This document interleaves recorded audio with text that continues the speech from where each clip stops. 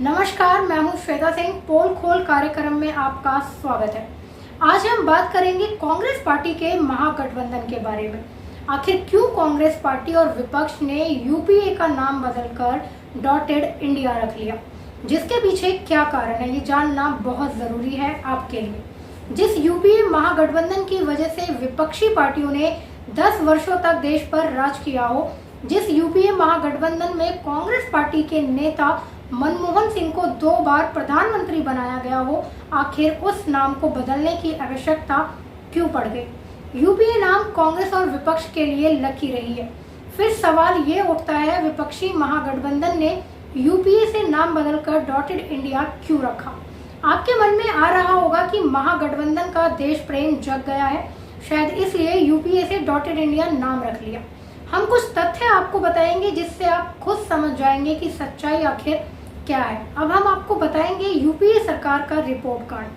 कांग्रेस काल के पिछले 10 साल यानी कि भारतीय लोकतंत्र के लिए सबसे त्रासद समय। इस दौरान ऐसे घोटाले सामने आए जिनके नाम और दाम अकल्पनीय थे। जल, जंगल, जमीन, हवा, पानी, तरंग, आकाश, पाताल यानी सब कुछ लूटा और बेचा गया। आश्चर्य की बात तो ये है कि गरीब किसानों के हिस्से के पैसे, पानी, जमीनों एवं जानवरों तक की लूट हुई। प्राकृतिक संसाधन रिश्वत और दलाली लेकर कौड़ियों के भाव बेच दिए गए। इस सरकार को एक और वजह से याद रखा जाएगा और वो ये वजह है कि आजादी के बाद पहली बार किसी सरकार ने संवैधानिक संस्थाओं को मजाक बनाकर रख दिया, चाहे वह कैग हो या अदालत। 64 सालों के भारतीय लोकतंत्र और संसदीय परंपराओं का ताना बाना पिछले 10 सालों में तार तार होता नजर आया। दरअसल आपको बता दें कि कांग्रेस काल के 10 सालों के शासन ने व्यवस्था नामक चीज का अस्तित्व ही बिल्कुल समाप्त कर दिया।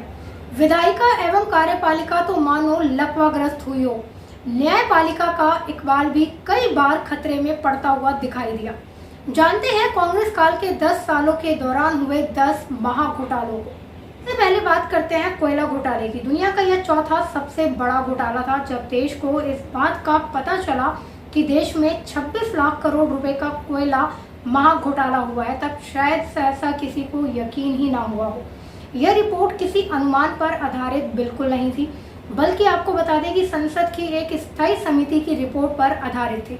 बाद में कैग ने अपनी रिपोर्ट दी और बताया कि कैसे कोल ब्लॉक आवंटन में 1.86 लाख करोड़ रुपए का नुकसान हुआ है। कैग ने सीधे यूपीए सरकार पर सवाल उठाए और बताया कि कोल ब्लॉक आवंटन में सरकार ने मनमानी की है और ऐसे लोगों को कोल ब्लॉक आवंटित कर दिए गए जिन्हें इस फील्ड की कोई भी जानकारी नहीं थी, कोई भी अनुभव नहीं था।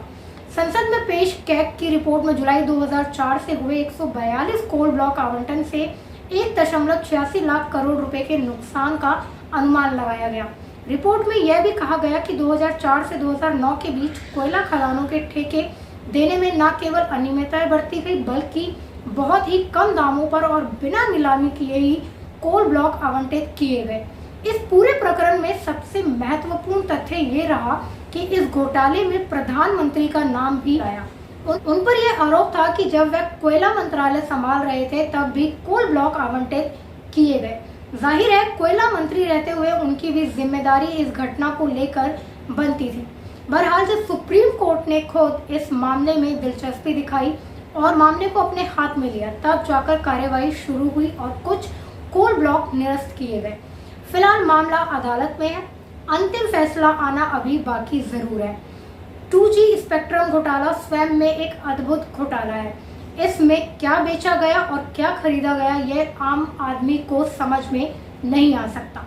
भला कोई सोच भी सकता है कि हवा में तैरती तरंगों में भी अरबों रुपए का घोटाला हो सकता है। जी हाँ, लेकिन अफसोस ऐसा कारनामा भी केंद्र की यूपीए सरकार और उसके मंत्री ने करके दिखाया। 2008 में कैग की रिपोर्ट आई, जिसके मुताबिक आपको बता दें कि संचार मंत्री ए राजा के रहते बिना नीलामी के 2G स्पेक्ट्रम के आवंटन में देश को 1.76 लाख करोड़ रुपए का नुकसान हुआ। 2001 की पुरानी कीमत पर ही स्पेक्ट्रम का आवंटन कर दिया गया। नीलामी की जगह पहले आओ पहले पाओ की नीति अपनाई गई। दरअसल आपको बता दें कि इस आवंटन में 122 लाइसेंस जारी किए गए थे, जिनमें से 85 लाइसेंस ऐसी कंपनियों को दिए गए थे जो इसके लिए आवश्यक शर्तें भी पूरी नहीं करती थी। इस पूरे प्रकरण में संचार मंत्री ए राजा, यूनिटेक के संजय चंद्रा, स्वान के शाहिद बलवा, विनोद गोयनका, रिलायंस एडीजी के हरि नायर, गौतम दोषी एवं सुरेंद्र पिपारा, डीएम के सांसद कनिमोझी, करीम मोरानी, शरद कुमार और आसिफ बलवा के नाम साजिशकर्ताओं के तौर पर सामने आए थे। ये सभी गिरफ्तार हुए और जेल में भी रहे। बाद में राजा और कनिमोझी को जमानत भी मिल गई। फिलहाल आपको बता दें कि मामला अदालत में है। हालांकि बाद में ए राजा ने खुद भी कहा और आरटीआई के माध्यम से भी यह जानकारी सामने आई कि 2G स्पेक्ट्रम आवंटन में अकेले ए राजा ही दोषी नहीं है। आरटीआई से मिली जानकारी के मुताबिक प्रधानमंत्री और वित्त मंत्री को इस आवंटन के बारे में पूरी जानकारी थी और उनसे राय भी ली गई थी। खुद राजा ने भी कहा कि प्रधानमंत्री मनमोहन सिंह को इस बारे में बताया जा चुका था। यह एक ऐसा घोटाला था जिसमें आपको बता दें कि पत्रकारों पर भी आंच आई। कॉर्पोरेट लॉबिस्ट नीरा राडिया का भी इस पूरे प्रकरण में एक अहम रोल रहा, जिन्होंने अपने काम के लिए कई नामी पत्रकारों का इस्तेमाल भी किया। 2G स्पेक्ट्रम के बाद एक और घोटाला सामने आया और यह घोटाला था एस बैंड स्पेक्ट्रम, देश की सबसे महत्वपूर्ण सरकारी संस्था जिसकी देखरेख की सीधी जिम्मेदारी आपको बता दें कि प्रधानमंत्री की होती है। यानी कि यह घोटाला इसरो में सामने आया। एक अनुमान के मुताबिक आपको बता दें कि इस घोटाले से सरकार को 2 लाख करोड़ रुपए का घाटा हुआ। इसरो ने देवास मल्टीमीडिया को कम दामों पर एस बैंड स्पेक्ट्रम देने का समझौता किया था। यह आवंटन भी बिना नीलामी के किया गया। आपको साथ ही बता दें कि देवास कंपनी इसरो में ही उच्च अधिकारी रहे MG चंद्रशेखर की है। इसरो सीधे प्रधानमंत्री के अधीन आता है। कैग ने 2005 में हुए इस समझौते की जांच शुरू कर दी। इसरो की शाखा एंट्रिक्स लिमिटेड ने देवास मल्टीमीडिया के साथ करीब 600 करोड़ रुपए में स्पेक्ट्रम आवंटन का समझौता किया था। इस करार के जरिए आपको बता दें कि एस बैंड का आवंटन पहली बार निजी क्षेत्र के लिए किया गया था। इसके लिए न केवल इसरो के नियमों की अनदेखी की गई, बल्कि इसमें प्रधानमंत्री कार्यालय भी संदेह के घेरे में आया। यूपीए सरकार द्वारा लगातार किए जा रहे घोटालों में से एक है राष्ट्रमंडल खेल घोटाला। एक अनुमान के मुताबिक यह घोटाला करीब 80,000 करोड़ रुपए का है। इसमें CWG के अध्यक्ष एवं कांग्रेस के वरिष्ठ नेता रहे सुरेश कलमाडी और उनके सहयोगियों के नाम सामने आए। साथ ही इसमें दिल्ली की कांग्रेस आपको बता दें कि सरकार की भागीदारी भी सामने आई। इस खेल के लिए ऐसी खरीदारी हुई जिसे सुनकर कोई भी दंग रह जाएगा। कैग की रिपोर्ट के मुताबिक 52,000 करोड़ रुपए की इस योजना में जबरदस्त धांधली की गई थी। खेल में लूट का खेल यहीं पर नहीं रुकता है। एक और खेल घोटाला है IPL घोटाला। जी हाँ, IPL घोटाला जेंटलमैन का खेल माने जाने वाले क्रिकेट में भी घोटालों का एक नया सिलसिला चल पड़ा है। इंडियन प्रीमियर लीग असल में फिक्सिंग लीग बन गया है। IPL 3 के दौरान इस खेल से जुड़े विवाद सामने आए, जिसमें केंद्रीय मंत्री शशि थरूर को अपने पद से जाना पड़ा, यानी कि उन्हें इस्तीफा देना पड़ा। IPL प्रमुख ललित मोदी को पद तो छोड़ना ही पड़ा। साथ ही आपको बता दें कि वह अब भी देश से बाहर रहने के लिए मजबूर है। मामले की जांच अभी भी चल रही है। इस खेल में काला धन लगे होने की बात भी सामने आई। कोच्चि की टीम पर मालिकाना हक का विवाद इतना गहराया कि केंद्रीय मंत्री शशि थरूर को इस्तीफा तक देना पड़ा और इस मामले में उनकी मित्र एवं अब पत्नी सुनंदा पुष्कर भी सवालों के घेरे में आ गई। IPL में करीब 1500 करोड़ रुपए से भी अधिक के घोटाले की आशंका है। कोयला, तरंग, खेल आदि की बात तो रहने ही दीजिए। अब बात करते हैं सरकार की संवेदनहीनता की। देखिए कि उसने देश के गरीब किसानों के हिस्से में भी सेंध लगाने से गुरेज नहीं किया और नतीजा हमारे सामने है। जी हाँ, आपको बता दें कि किसान कर्ज माफी घोटाला कांग्रेस के राहुल गांधी की पहल पर शुरू की गई थी। किसान कर्ज माफी योजना की रकम भी घोटालेबाजों ने हड़प ली। आपको बता दें कि कैग की एक रिपोर्ट के मुताबिक किसान कर्ज माफी योजना के लिए जारी 52,000 करोड़ रुपए की रकम में जबरदस्त अनियमितताएं सामने आई। कर्ज माफी के लिए ना तो असल जरूरतमंदों की ठीक से पहचान की गई और आपको बता दें ना ही पात्र लोगों को इस योजना का फायदा मिला, उल्टे अपात्र लोगों को फायदा पहुंचाया गया। कैग के मुताबिक 9 राज्यों में करीब आपको बता दें कि 13% सही खातों को लाभ नहीं मिला और जिन 80,277 खातों को फायदा मिला उनमें 8.5% इसके लायक नहीं थे। 22% मामलों में योजना को सही ढंग से लागू नहीं किया गया। 34% मामलों में किसानों को कर्ज माफी का प्रमाण पत्र ही नहीं दिया गया। यूपीए सरकार ने सुरक्षा संबंधी मामलों में भी घोटालों का एक नया रिकॉर्ड बनाया है। एनटीआरओ घोटाला, एनटीआरओ यानी नेशनल टेक्निकल रिसर्च ऑर्गेनाइजेशन, यह एक गोपनीय सरकारी संस्था है। इसमें भी एक खरीदारी को लेकर आपको बता दें कि करीब 1000 करोड़ रुपए की अनियमितता का मामला सामने आया। यह घोटाला एक सुरक्षा सौदे में हुआ था। सरकार ने एनटीआरओ के लिए 8000 करोड़ रुपए का बजट बनाया था, जिसके ऑडिट का अधिकार किसी को भी नहीं था। और आपको बता दें कि जब एनटीआरओ का ऑडिट कराया गया तब पता चला कि उसमें 1000 करोड़ रुपए का घोटाला हो चुका है। यह घोटाला अनमैन्ड एरियल व्हीकल की खरीद में हुआ है। आपको बता दें कि एनटीआरओ ने मानव रहित वायुयान खरीदने के लिए 2006 में इजराइल से एक सौदा किया था। सारे वायुयान बिना परीक्षण के ही खरीद लिए गए थे उस वक्त, और जब उनका भारत में टेस्ट हुआ तो वे फेल हो गए। देश के सुरक्षा तंत्र में भी घोटाला इस बात का संकेत है कि इस सरकार को देश की सुरक्षा की भी चिंता नहीं है।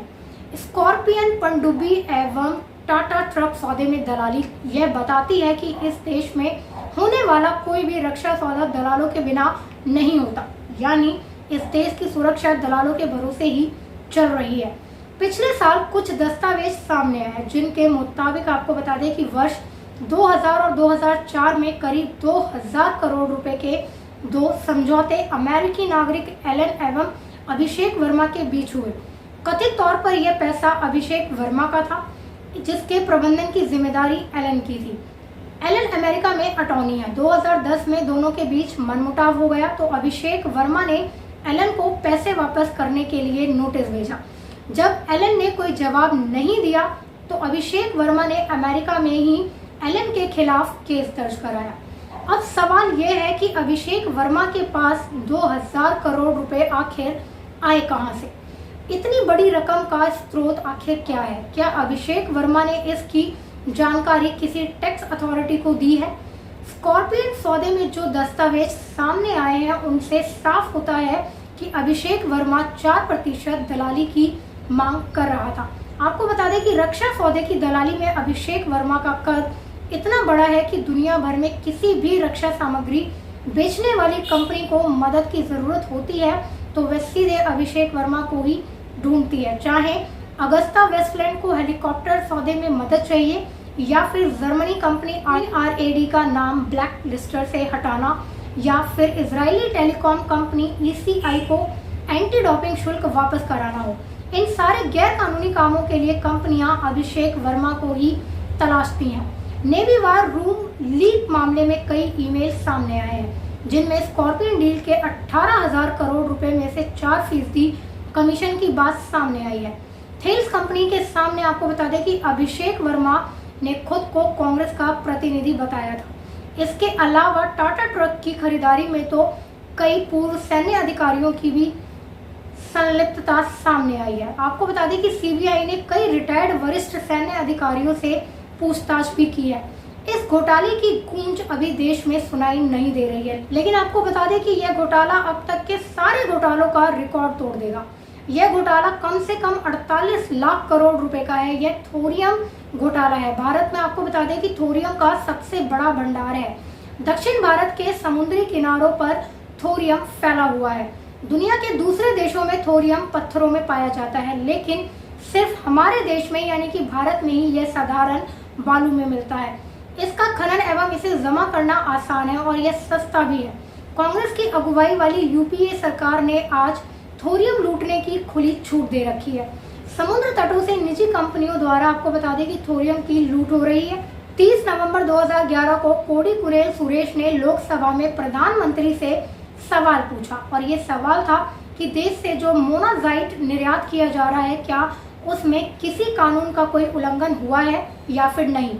इस पर पीएमओ के minister of state V Narayan Swamy ने जवाब दिया कि मोनाजाइट को छोड़कर समुद्र तट की बालू जिसमें कुछ खनिज है का निर्यात किया जा रहा है, क्योंकि मोनाजाइट और थोरियम के निर्यात के लिए लाइसेंस दिया जाता है और साथ ही और अब तक किसी कंपनी को इसे निर्यात करने के लिए लाइसेंस नहीं दिया गया है।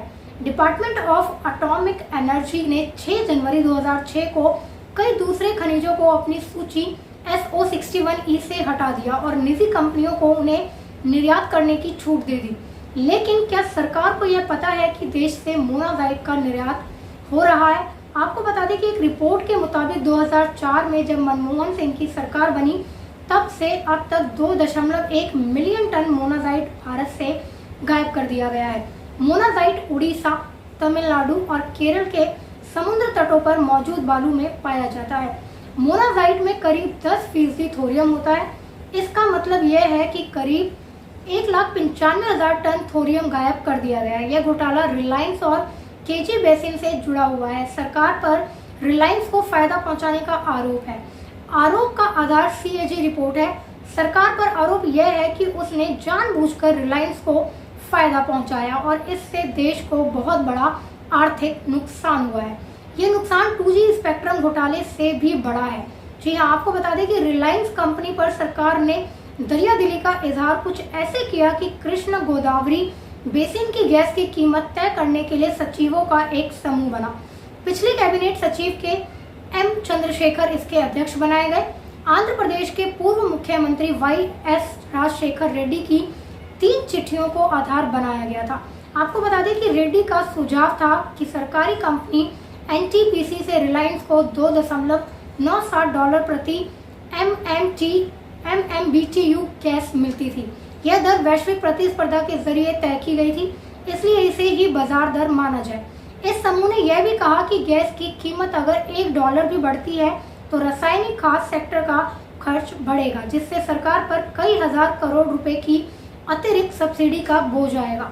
पर मंत्री समूह ने इन सारी दलीलों को खारिज कर गैस की कीमत $4.2 तय की। इस तरह रिलायंस को फायदा पहुंचाया गया। सरकार को कितना नुकसान हुआ इसका आकलन करने में CAG ने हाथ खड़े कर दिए हैं। CAG का कहना है कि नुकसान का आंकड़ा इतना बड़ा होगा कि उसका हिसाब लगाना मुश्किल है। यूपीए सरकार 10 सालों से सत्ता में आसीन थी। आमतौर पर किसी सरकार के कार्यकाल का मूल्यांकन उसकी नीतियों, कार्यक्रमों एवं उपलब्धियों के आधार पर ही किया जाता है।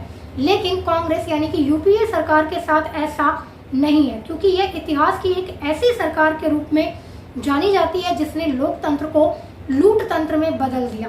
इसका मूल्यांकन घूस, घपलों एवं घोटालों के आधार पर किया जाएगा। दरअसल यूपीए से जनता अब बेबस हो गई थी और आपको बता दें कि 2014 में बुरी तरह से यूपीए की हार हो गई। अब आप समझ गए होंगे कि आखिर क्यों यूपीए से नाम बदलकर महागठबंधन किया कांग्रेस ने। अब देखना होगा, नाम तो बदल लिया, क्या काम भी बदलेगा इनका।